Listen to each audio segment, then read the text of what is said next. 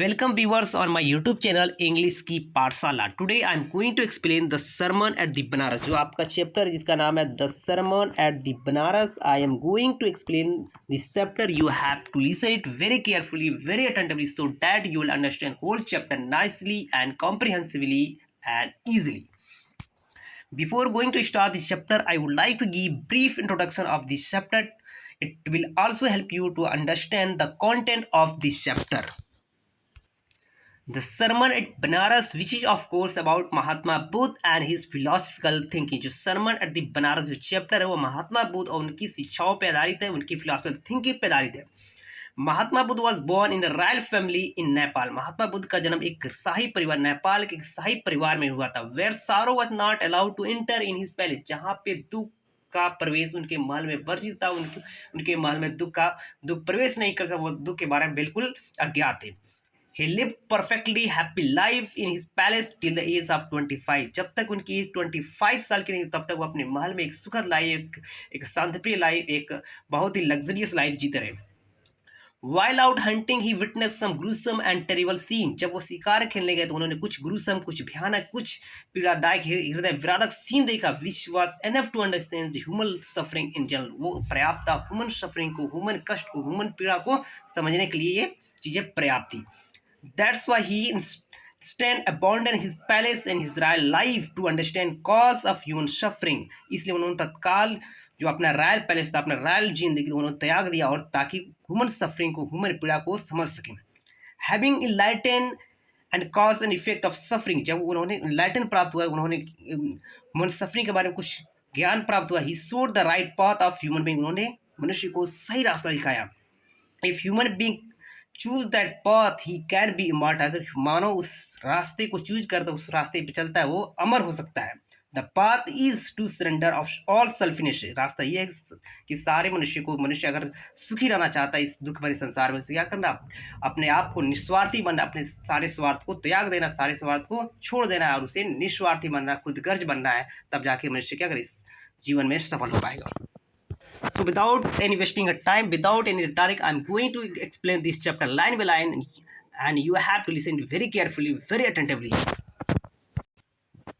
Let's get started. तो start होता है, गौतम बुद्धा 563 BC से लेकर 483 BC began life as a prince name Siddhartha Gautam. Gautam Buddha जिनका जीवन काल दिया है 563 BC से लेकर 483 BC तक, began life as a prince name Siddhartha Gautam, उन्होंने अपना जीवन राजकुमार सिद्धार्थ गौतम के नाम से शुरू किया इन द नॉर्दर्न इंडिया, उत्तर भारत में। Once again you have to see, Gautam Buddha 563 BC से लेकर 483 BC बिगन लाइफ, उन्होंने शुरू किया अपना जीवन as a prince name Siddhartha Gautam, उन्होंने अपना जीवन राजकुमार गौतम के नाम से उत्तर भारत में शुरू किया, इन नॉर्दर्न इंडिया मतलब उत्तर भारत में शुरू किया। At 12 he was sent away for schooling in Hindu sacred scriptures and 4 years later he returned home to marry a princess. जब 12 साल की एज की हुई, जब 12 साल की उनकी आयु हुई, तो हिंदू धर्म ग्रंथों की शिक्षा के लिए उन्हें बाहर भेज दिया गया, उन्हें गुरुकुल में भेज दिया गया, और 4 साल की शिक्षा प्राप्ति के बाद वो वापस अपने घर आए, अपने महल में आए, उन्होंने एक राजकुमारी से विवाह किया। They had a son, उनका एक बेटा हुआ, and lived for 10 years of befitted royalty, और 10 सालों तक एक राजसी जीवन, एक राजा की तरह जीवन, एक किंग्स लाइफ जीते रहे। At about the age of 25, the prince heretofore shielded from the suffering of the world, जब उनकी एज 25 लगभग 25 साल की, जो राजकुमार सिद्धार्थ गौतम थे, वो अब तक जो संसारिक कष्ट थे, संसारिक पीड़ा थी, उससे बचे हुए, संसारिक कष्टों के बारे में, संसारिक पीड़ा के बारे में थोड़ा भी ज्ञान नहीं था। ठीक है। While out hunting chance upon a sick man, जब वो शिकार खेलने के लिए संयोग से उन्होंने सिक मैन को देखा, एक बीमार व्यक्ति को देखा, देन एज्ड मैन, तब उन्होंने बूढ़े व्यक्ति को देखा, and then fine funeral procession, उसके बाद उन्होंने एक जनाजे को देखा, शव यात्रा को देखा, and finally a monk begging for arms, उसके बाद उन्होंने एक भिखारी को, एक भिक्षुक को देखा जो कि भिक्षा मांग रहा था। These sights so moved him that he at once went into the world to seek enlightenment concerning to sorrow he had witnessed. ये जो दृश्य था उन्हें बिल्कुल हिला के रख दिया, बिल्कुल झंझोर के रख दिया, बिल्कुल उन्हें सोचने पे मजबूर कर दिया। उस तत्काल वो संसार में निकल गए, टू सीक इनलाइटनमेंट, आध्यात्मिक ज्ञान की खोज के लिए कंसर्निंग द सारोस, दुख से संबंधित, पीड़ा से संबंधित ज्ञान की प्राप्ति के लिए वो तत्काल संसार में निकल गए। जो दुख जो पीड़ा उन्होंने देखा था। ही वंडर्ड फॉर 7 ईयर, वो 7 साल भटकते रहे। एंड फाइनली सेट डाउन, अंत में जाकर बैठ गए अंडर अ पीपल ट्री, एक पीपल के पेड़ के नीचे जाकर वो बैठ गए। 7 सालों तक इधर उधर भटकते रहे, अंत में जाकर उन्होंने एक पीपल के पेड़ के नीचे जाकर वो बैठ गए। Where he vowed to stay, जहाँ पे उन्होंने कसम खाई, वहाँ पे बैठे रहने का उन्होंने शपथ खाई, उन्होंने प्रतिज्ञा की वहाँ पे ठहरे रहेंगे। अनटिल इनलाइटनमेंट केम, जब तक उन्हें ज्ञान की प्राप्ति नहीं होती, जब तक उन्हें आध्यात्मिक ज्ञान की प्राप्ति, जब तक उन्हें सारों का कारण पता नहीं चल सकता, तब तक वो वहाँ पे बैठे रहेंगे। इनलाइटन आफ्टर 7 days, 7 दिनों के बाद उन्हें ज्ञान की, आध्यात्मिक ज्ञान की प्राप्ति हुई। एंड रीनेम्ड द ट्री बुद्धि ट्री, उन्होंने उस ट्री का नाम बुद्धि ट्री रख दिया, यानी कि नॉलेज का tree, tree of wisdom, knowledge का ट्री, ज्ञान का tree.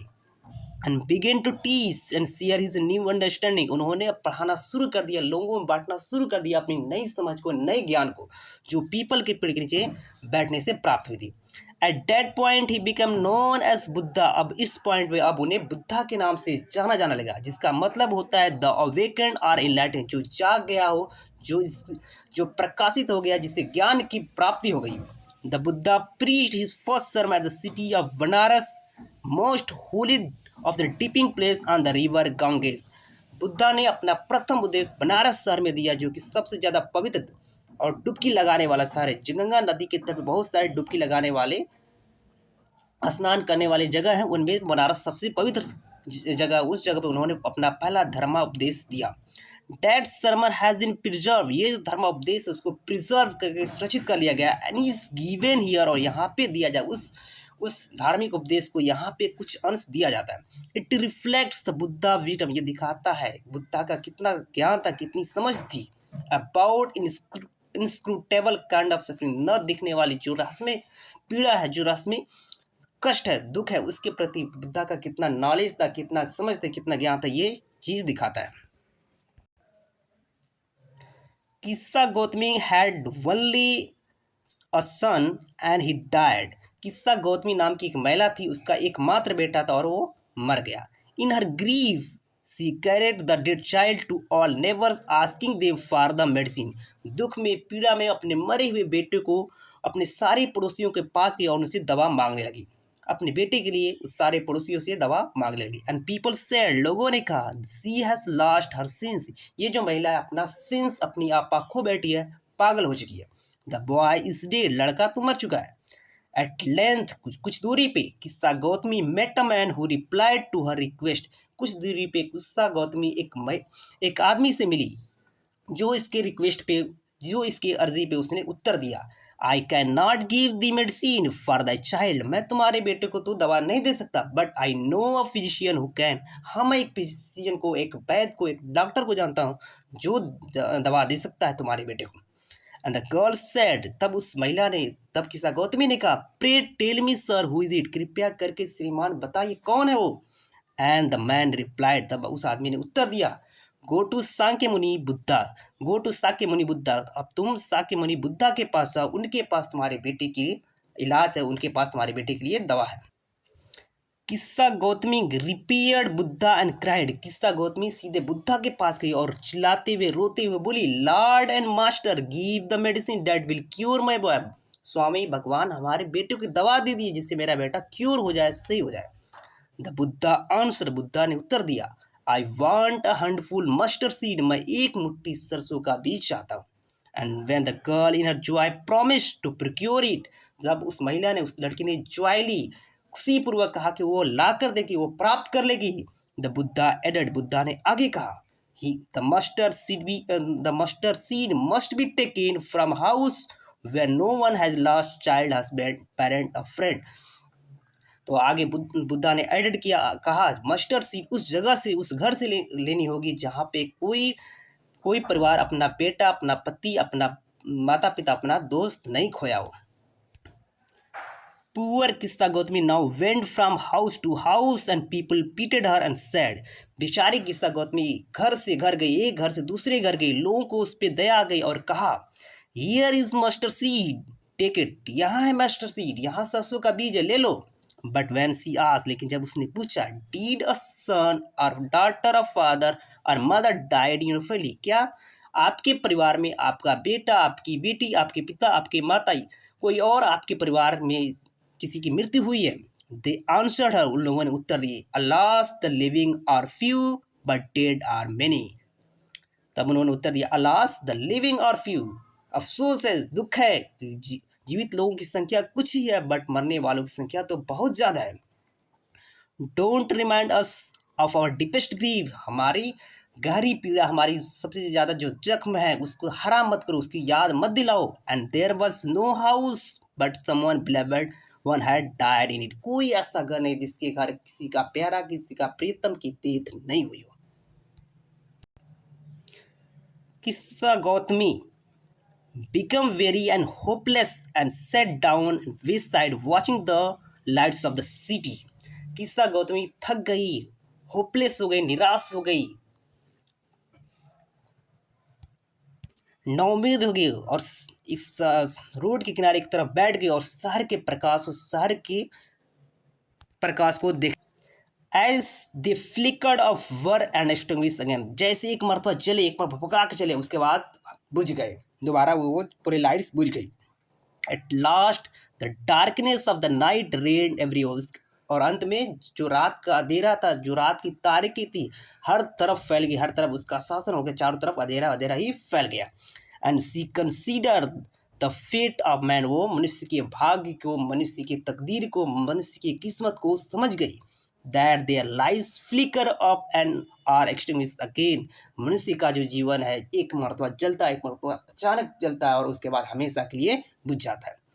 And she thought to herself, उसने अपने आप से कहा, how selfish in my grief, मैं अपने ग्रीफ में, अपनी पीड़ा में, अपने रंज में कितना मैं स्वार्थी हूँ, कितना मैं खुदगर्ज हूँ। Death is common to all, मृत्यु तो सबके लिए बराबर, मौत तो सबके लिए इक्वल है। Yet in this valley of desolation there is a path that leads him immortal who has surrendered all the selfish. Buddha ने कहा, इस निराशा की वैली में, इस डीके की वैली में एक ऐसा रास्ता है जिस रास्ते पे चल के आदमी अमरत्व की तरफ चला जाता है, आदमी लाफानी की तरफ चल जाता है, जिस रास्ते पे चल के आदमी अमर हो जाता है, लाफानी होता है, लाफानी हो जाता है। जो व्यक्ति क्या करता है, अपने स्वार्थ को, अपने खुदगर्ज को त्याग देता है, छोड़ देता है। द बुद्धा सेड, बुद्धा ने कहा, the life of the mortal in this world is troubled and brief combine with pain. Buddha ने कहा, जो जीवों का जो लाइफ इस संसार में कठिनाई से भरा है, मुसीबत से भरा है, छोटा है और दर्द के साथ मिक्स है, यानी पीन और पीड़ा के साथ इसका मिक्स है। थोड़े समय के लिए खुशियाँ हैं, ज़्यादा इसमें दुख दर्द है। For there is not any means by which those that have born can avoid dying। कोई ऐसा माध्यम नहीं जो इस धरती पे जन्म लिया है मौत को त्याग सकता है, मृत्यु से बच सकता है। After reaching old age there is death, बुढ़ापे के पास, बुढ़ापे आने के पास मृत्यु है। Of such nature are living beings, ऐसा ही स्वभाव है, ऐसा ही रूल है लिविंग बींग्स का। तो बुद्धा ने दो एग्जाम्पल दिया, दो एग्जाम्पल के माध्यम से उन्होंने और ज़्यादा इसको एक्सप्लेन किया। पहला एग्जाम्पल उन्होंने दिया, as ripe fruits are early in the danger of falling, so the mortal when born are always in the danger of death. जैसे एक पका हुआ फल शुरुआत से खतरा रहता है उसे गिरने का, उससे खत्म होने का, ऐसा ही जीवों के साथ है। जो भी जन्म लेता है, जो भी इंसान जन्म लेता है, उसे हमेशा खतरा रहता है मृत्यु का, हमेशा खतरा रहता है मौत का। दूसरा एग्जाम्पल उन्होंने दिया, as all earthen vessel made by the potter in end being broken. दूसरा एग्जाम्पल उन्होंने दिया, जैसे सारे पात्र, सारे बर्तन जो एक कुम्हार के द्वारा बनाए जाते हैं, चाहे छोटा हो, बड़ा हो, चाहे किसी भी कलर का हो, किसी आकार का हो, कितना डेकोरेटिव हो, सबका अंत जब वो टूटता है, तो जब कोई भी वेसल टूटता है उसका अंत समाप्त हो जाए, वो पूरी तरह से नष्ट हो जाता है। So the life of the मॉर्टल, इसलिए जीवों का लाइफ भी ऐसा है, छोटा हो या बड़ा हो, या किसी गोरा हो या काला हो, सबका अंत इक्वल हो जाएगा, वो हमेशा डिस्ट्रॉय होगा। Both young and adult, both those who are fools or those who are wise, all are fall into the power of death। Both young and adult, चाहे वो छोटे हों चाहे बड़े हों, चाहे वो मूर्ख हों या पढ़े लिखे हों, बुद्धिमान हों, सारे मृत्यु के कंट्रोल में, सारे लोग मृत्यु के कब्जे में हैं। All are subject to the death, सारे लोग मृत्यु के प्रजा है, सारे लोग मृत्यु के रियाया है, सब पे मृत्यु का कंट्रोल है। Of those who overcome bye death depart from the light, जिनको मृत्यु प्राप्त हो जाती है वो एक जीवन से दूसरे जीवन में प्रस्थान करते हैं, एक जीवन से दूसरे जीवन रुखसत हो जाते हैं। A father can not save his son nor can their relations, एक पिता अपने बेटे को नहीं बचा सकता, ना कोई रिश्तेदार दूसरे रिश्तेदार को बचा सकता है। मार्क, याद रखिए, while relatives are looking on lamenting deeply, भले उसके रिश्तेदार जितना मर्जी कर ले, विलाप कर ले, मातम कर ले, शोक कर ले, one by one mortals carried off like an ox that is led to slaughter, एक एक करके मॉर्टल, एक एक करके जीव ढोए जा रहे हैं, जो मृत्यु हर एक जीव को लेते जा रहे हैं, जैसे कि ऑक्स को स्लाटर हाउस में हत्या करने के लिए, वध करने के लिए ले जाया जाता है। इन द सेम वे जो डेथ है, जो मृत्यु है, सारे जीवों को एक एक करके ढोती जा रही है। So the world is afflicted with death and decay, इसलिए जो वर्ल्ड है, जो संसार है, पीड़ित है मृत्यु से, नष्ट से, डीके से, डिस्ट्रक्शन से। Therefore the wise do not grieve, इसलिए जो बुद्धिमान लोग होते हैं वो ग्रीव नहीं करते हैं, शोक नहीं करते हैं, रंज जाहिर नहीं करते, knowing the terms of the world, क्योंकि उन्हें पता होता है यही संसार का परम सत्य है, यही संसार का अटल सत्य है। इसलिए किसी के कैजुअलिटी पे, किसी के लॉस होने पे वो ज़्यादा रोते भी लगते नहीं, क्योंकि उन्हें पता होता है ये संसार का एक अटल सत्य है। Not from weeping nor from grieving will anyone obtain peace of mind, न रोने से, न बिलखने से, न सुख जाहिर करने से, मातम करने से कोई भी व्यक्ति अपनी मन की शांति नहीं प्राप्त कर, अपने मन का अमन नहीं प्राप्त कर सकता। ऑन द कंट्री, इसके विपरीत, इसके बरक्स, इसके उल्टा, his pain will be greater, उसका जो पेन होगा, उसका जो दुख दर्द होगा और बड़ा हो जाएगा। And his body will suffer, और इसका जो शरीर जो होगा और ज़्यादा कष्ट झेलेगा। He will make himself sick and pale, वो अपने आप को बीमार बना कर लेगा, अपने आप को कमज़ोर कर लेगा। At the dead are not saved by his lamentation, फिर भी उसके रोने से, बिलखने से, उसके मातम करने से जिसकी मृत्यु हो गई है उसको बचाया नहीं सकता। He who seek peace should draw out the arrow of lamentation, complaint and grief, जो शांति चाहते हैं उससे अपने जीवन से जो तीर है लेमेंटेशन का, मातम का, शिकायत का, दुख दर्द का, सारे तीर को अपने जीवन रूपी कमान से निकाल कर बाहर फेंक देना चाहिए। And he who haves drawn out, जिन लोगों ने ऐसा किया है, हैज़ बिकम कंपोज्ड, वो क्या बिल्कुल वो धैर्यशील बन चुके हैं, उनके अंदर है धैर्यशीलता आ गया। Will obtain peace of mind, वही लोग मन की शांति प्राप्त करेंगे। And he who has overcome all sorrow, जो सारे सारों पे विजय प्राप्त कर लेंगे, जो सारे सारों पे जीत लेंगे, सारे सारों पे कंट्रोल कर लेंगे, विल बिकम फ्री फ्रॉम सारो, दुख से, पीड़ा से वो निजात पा लेंगे, दुख और पीड़ा से वो वंचित हो जाएंगे। एंड ब्लेस्ड, और हमेशा सुखी रहेंगे, हमेशा खुश रहेंगे। आई थिंक जो इस चैप्टर आपको बहुत समझ में आया होगा। I would like to request everyone, don't forget to subscribe my channel. For more updates you have to keep on following me.